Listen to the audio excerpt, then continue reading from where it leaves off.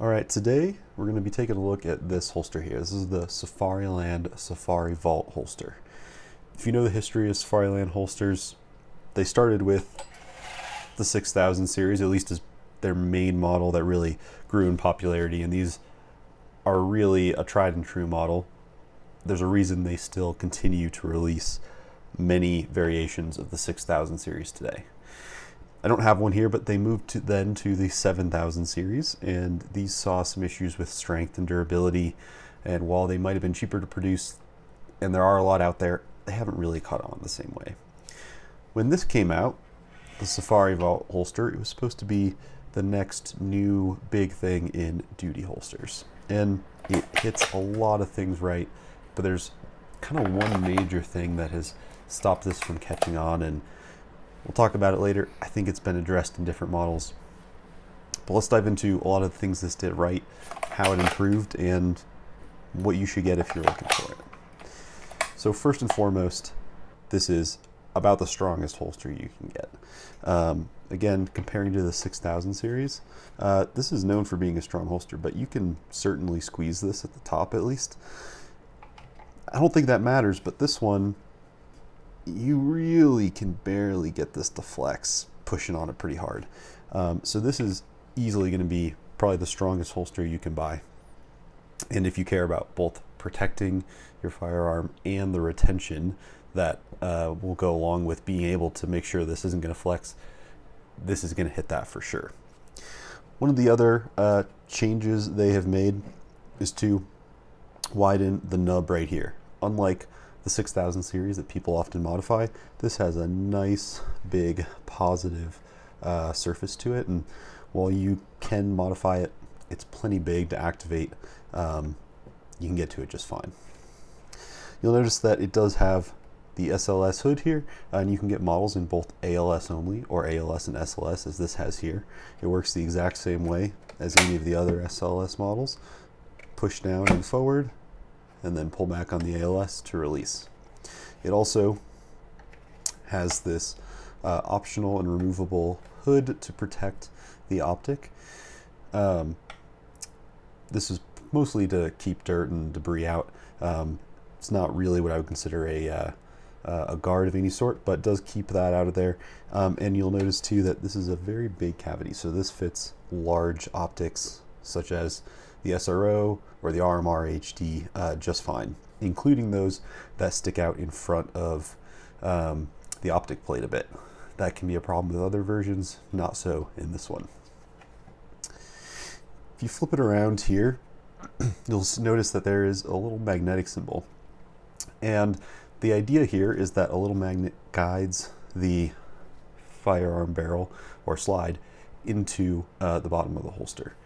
I can't really tell, to be honest, but it's one of those supposed benefits here and something to keep in mind. Now, one of the major changes with this as well has been its adaptability. If you look at, again, the 6000 series, there is a barrel plug in the bottom there, and that is reliant on having a very specific barrel length. Now, there's ways to modify this as well so that you can fit maybe multiple lengths. But this one, you'll notice, is completely open in the bottom. And that, of course, benefits to allow debris to fall through, but also means that this can accept multiple lengths. This is a Glock 17 with Surefire X300 model. And if we pull in a Glock 19 here, you can see that it will fit just fine.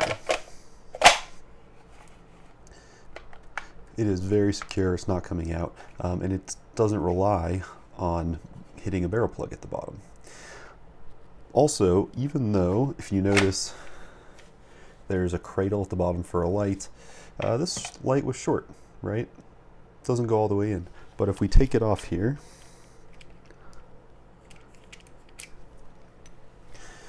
you'll notice that we can slide it right in, and there is very little movement, not enough to worry about this coming undone by any means. And so just that adaptability, being able to use this for multiple lengths with different lights, makes this a far more versatile holster than some of the other models where some of the 6000 series relied a little bit more on having the perfect fit with that light. And then one last thing you'll notice is in the 6000 series, oftentimes you had this big round area that was a little large depending on the light. This one, which is designed for those 300, you'll see it really wraps the sides, and so it's very hard to get anything in there. It really protects it well.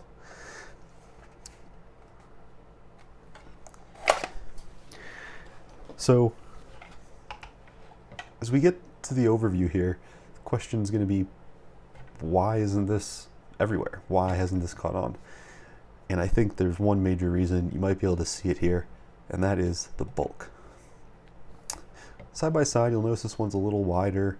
They're about the same height. This one is a bit heavier, but when you start to turn them, you can really start to see this one slims down at the bottom, and this one does not. This one is a brick. I mean, it is just huge. And when you start to think about the use case here, sitting in a car, sitting at a desk, this is going to add up. It's going to be pushing on your belt more. That weight will be noticed. And I think that is why this hasn't caught on. With that being said, I think they've addressed this. And there's a new holster that has recently come out, the Safariland Ballast. And it looks like they took all the findings from this, all the benefits, improved a few things, made it easier to get a grip here, better ingress protection, even better than this.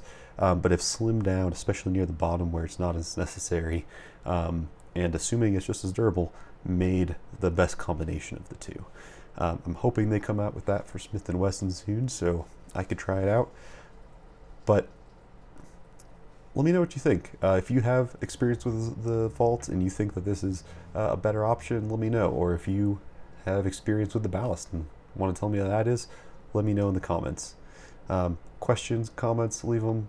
Give me a like if this helped you out. We'll see you next time.